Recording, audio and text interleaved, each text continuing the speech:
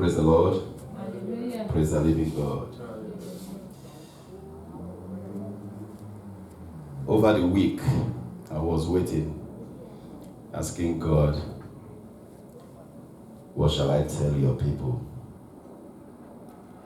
Because I'm not good at sitting down to prepare messages. For the past 10 years that God has commissioned me, I don't sit down to prepare messages. I want to hear from Him. And He laid it in my heart that I should share the message on our wilderness journey. Our wilderness journey.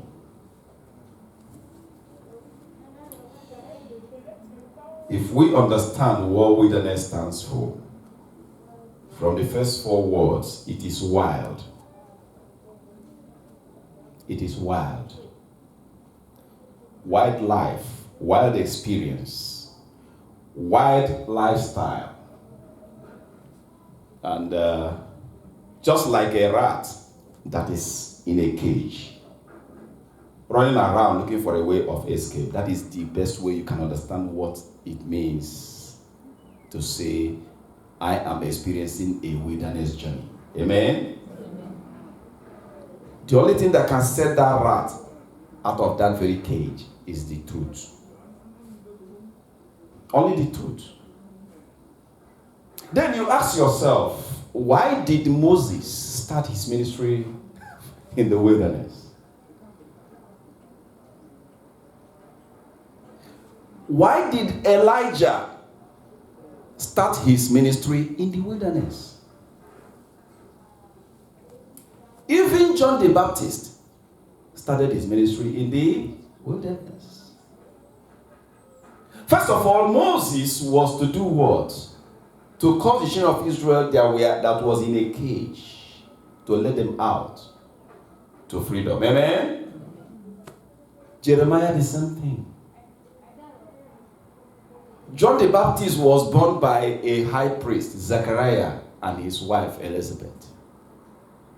And with all that happened about his naming ceremony alone, because there was an encounter between the angel and Zechariah about the name, and with all that signs and wonders, as soon as John the Baptist came, already it was prophesied in the book of Malachi that he will come in the spirit of Elijah, right?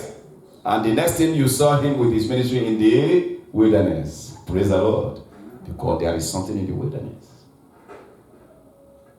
So many pastors you see today, so many of these renowned pastors are in the wilderness. They don't know. So many GOs are in the wilderness. And them and their followers are all roaming around in the wilderness. They need deliverance. They are repeating themselves because it's a merry-go-round. Wildlife. So many Christians are in a wilderness journey. Even though we live in our cities, we are truly spiritually in the wilderness. Repeating ourselves on a merry-go-round. Before Jesus started his ministry, what happened? In the wilderness, right? To be tempted of the... So that tells you that there is something about the wilderness. And it is the only place where we can review our spiritual vitality. How weak and how strong we are in the things of God.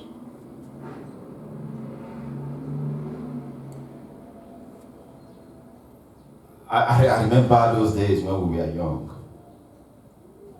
You hear some of us complaining, some of us who were into drinking habits, some into fornication, some into smoking habit, up till today.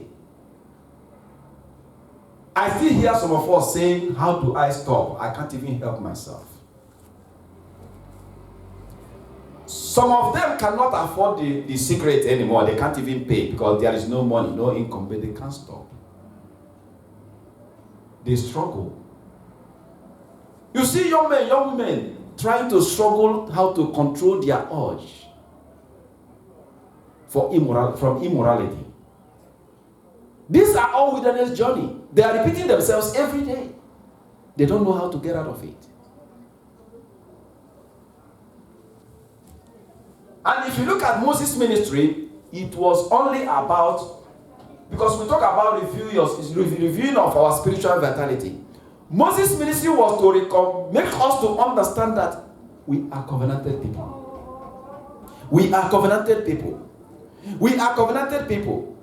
Just like what was ringing in the head of the prodigal son when he was somewhere. He was in a wilderness journey. Until he came to his senses. The Bible said he came to his senses. And remember that there is someone who loved him more than he loved himself. Praise the Lord. Hallelujah. Moses brought the children of Israel into the wilderness for them to know that there is someone who loves them more than they love themselves.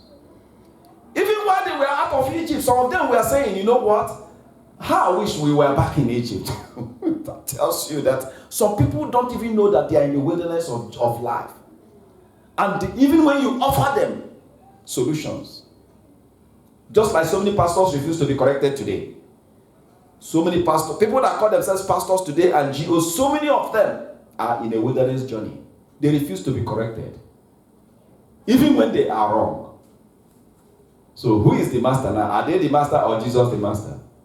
You see the problem we have? So that tells you that some people are in the wilderness, they don't even know they are in the wilderness of life. So what did Moses do first? Moses appealed to the conscience of the children of Israel to tell them, look, there is one who loves you. And he means well for you. That the only problem you have is that you disconnected from him. That he is still waiting for you to come back to him. And it was like that word was sinking in their head when Moses now said, wait for me, let me go get something from that God. Before Moses will leave and come back, something has changed. They started repeating themselves. They started repeating themselves. So that is the problem we have as Christians. It is either our way or highway. And that is sin in the first place. So if you look inward into your heart, you tell yourself the truth. Because the first truth we need to tell ourselves is that God is faithful. Amen?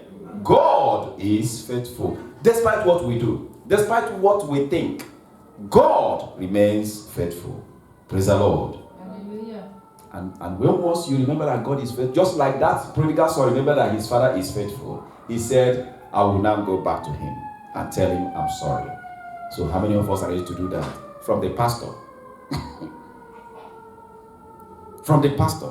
From the GO. How many of us are ready to come humble ourselves and say, we are wrong, we are sorry. I would have done it the other way around. But unfortunately, it is far-fetched. Even their own members and people they are leading are ready to die for them, defending them in error. And that tells you that the blind is still leading the blind. May that never be our portion in the mighty name of Jesus. Amen. As soon as we begin to understand the essence of this covenant with God and what he represents and what he means to us, brothers and sisters, we will do everything to obey him. The children of Israel were to leave Egypt and go into the promised land in 4 days. 4 days journey. But they were repeating themselves for 40 years. Not 4 months, not 40 months. 40 years. And to tell you that God is faithful, they did not outgrow their garments. Their shoes did not wear out. 40 years. Use your sneakers for only 6 months. But they did not outgrow their garments. God said, I will continue to show my presence on you people until you repent. Look at the sun shining. That is the face of the Lord upon earth.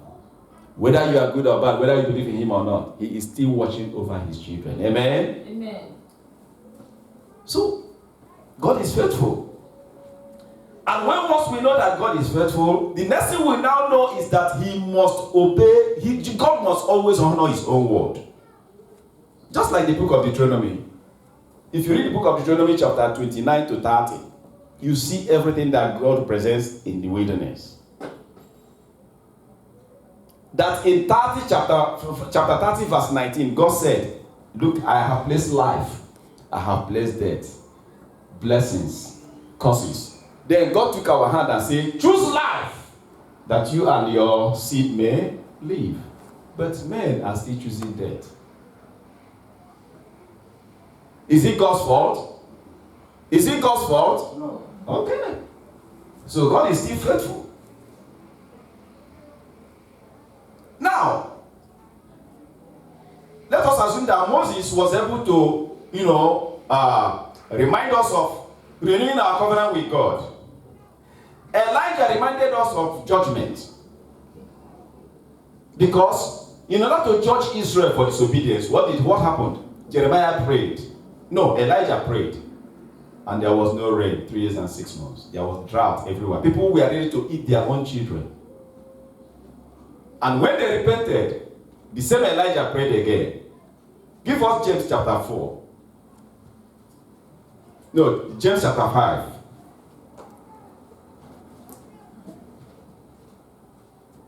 James chapter 5. If you have it, I have it. After the book of Hebrews. James chapter 5. Read verse 15 and 16.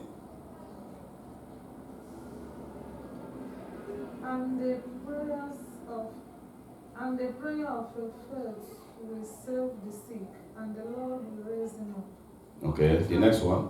And if he has committed sin, he will be forgiven. Go, the next one. Confess your trespasses to one another and pray for one another, okay, that you may be healed. The next one. The effective, fervent prayers of a righteous man will avail much. Good. The next one.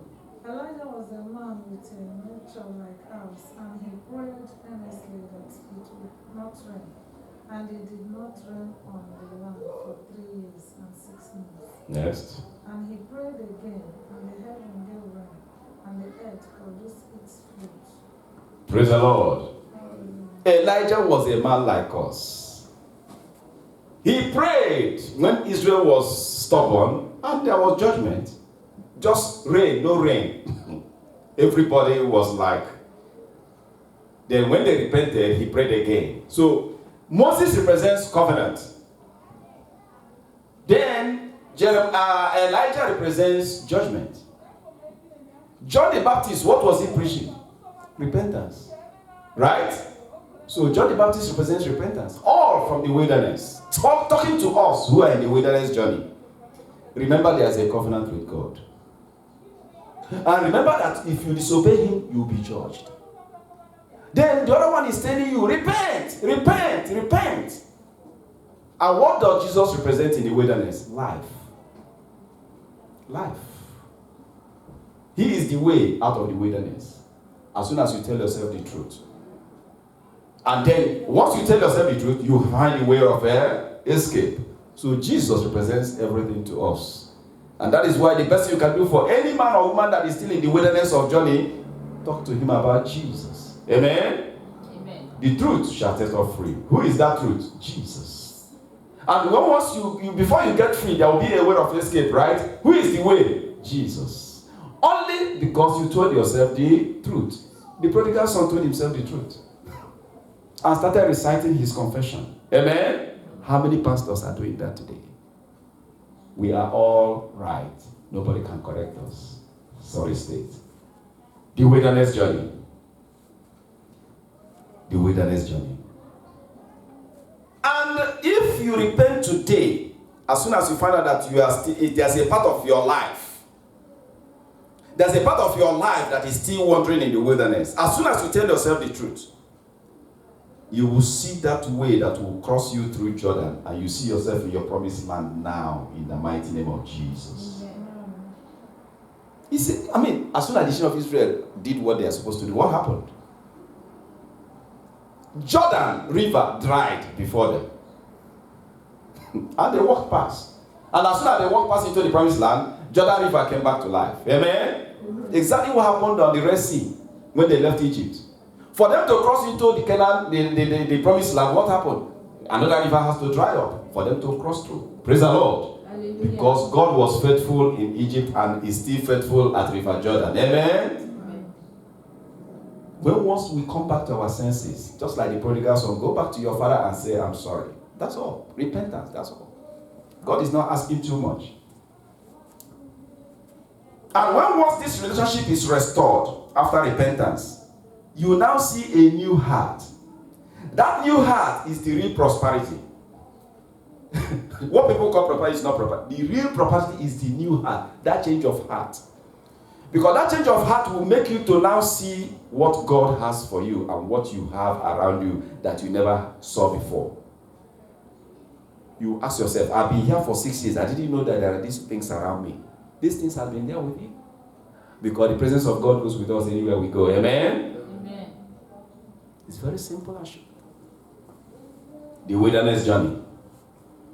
So when once we have a change of life and a change of heart, we begin to see clearer all the things that God has already provided. Like in the last message here last Sunday, as God may have it, there are things we don't need to pray for. Because we already have them. We already have them. If God has provided you with a tree that has the leaves for your food, and then the timber is there, it is in your hands to cut it down and get whatever you want to get. Amen? You can go up there, get the leaves and cook for yourself, and then if you need timber, you hew it down and then cut it to the same size you want. Are you praying for God to give you timber and plank when it is right there in your garden? So there are so many things we pray for that we don't know that we have them already. So when once we have the change of heart, which is repentance, and we now see all the accessibilities and clarity of what, then you see that we are getting a new life. Because when we start doing things a different way, we start having a different result. Then when you start doing things differently, that's when you will know that you are now out of the wilderness. Because in the wilderness it's a repetition. Merry-go-round. But that is not more a portion in the mighty name of Jesus. So, are we ready to choose life? To choose life means to choose Jesus. Because when once you choose Jesus, you have told yourself the truth in the first place. And then when you choose Jesus, you have found a way. And then when you have chosen Jesus, that life you are looking for, that abundance of life and that prosperity you are talking about is all in Jesus. And that is why the best thing you can do for anyone who is still in this wilderness journey is to introduce Jesus to them. Amen? Amen. That is it. That makes life easy. So it is left for us to now see. Some of us are in the wilderness journey in our financial life. Some of us, even in our married life, in our social life, we are still in our wilderness journey, doing things the same way, without going to ask God, am I doing the right thing? If not, show me the way. Before we go, let us read 1 Corinthians chapter 11. 1 Corinthians chapter 11, verse 31 and 32. 1 Corinthians chapter 11, 31 and 32. If you have it, say I have it. Read for us, brother.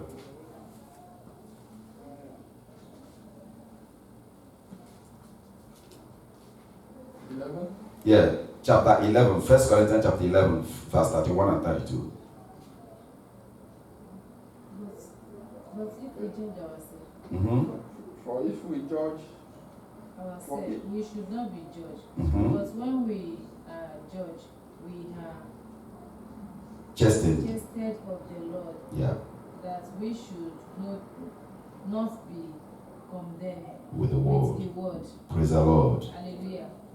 So, like I told one brother here the other day, I said, look, for you to come to me and tell me, look, Pastor, I did this wrong, I did this wrong. I say, you don't need to be judged again because you judge yourself. And what did the prodigal son do? He judged himself. Nobody was there, nobody preached to him, right? He was living his life the way he wanted, right? Yes. But he now judged himself. He said, I'm wrong. My father was right. And I have to go back to him. And I have to tell him point blank that I was wrong. And look at it here. There is a throne of judgment, there is a throne of grace. Once you judge yourself, nobody's coming to judge you again. So, how do you judge yourself? Just tell yourself the truth. I was wrong. I'm on the wrong track. I will do it right this time. Amen? Amen. Then you see the way will be open before you to cross into your promised land. Praise the Lord. Hallelujah. That's what it takes. Judge yourself. And even when God is even judging you, he's only treating you as a beloved child. He's treating you as a beloved child. Look at God coming to show his presence in the wilderness. When actually it was disobedience that brought them in the wilderness in the first place. They disobeyed him. But God came back again as a father to show his presence. By night, he is a pillar of fire, so that no enemy can attack from the behind. And in the day, he was a cloud by day.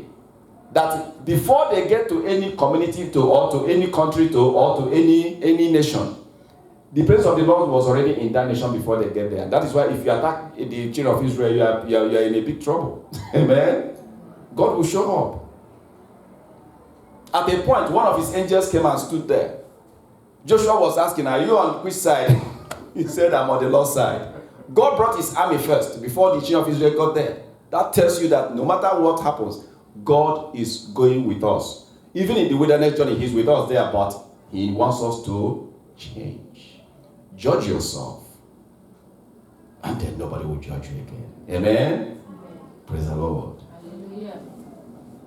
Before we go, we are always glad to give scriptural advice and counsel to those who desire to write us about their problems or require us to remember them in our earnest prayers. We're a praying ministry, right? We're ready to pray with you. Let us pray. Father in heaven, we thank you for your word, for thy word is truth. May it sink into our lives and set us free. For whomever you set free shall be free indeed, in the mighty name of Jesus. So many of our brothers and sisters are in real bondage. So many pastors, so many GOs. And they are leading as the blind leads the blind. May they be free in the mighty name of Jesus Christ. Father, we plead that your angel will visit them and minister to them. Some of them claim that they are deliverers, that deliver people, but they need deliverance themselves. Deliver them in the mighty name of Jesus. Deliver their followers in the mighty name of Jesus, so that they will get out of the wilderness journey and cross into the promised land. For in the mighty name of Jesus Christ we have prayed. Amen. Praise the Lord. Yeah.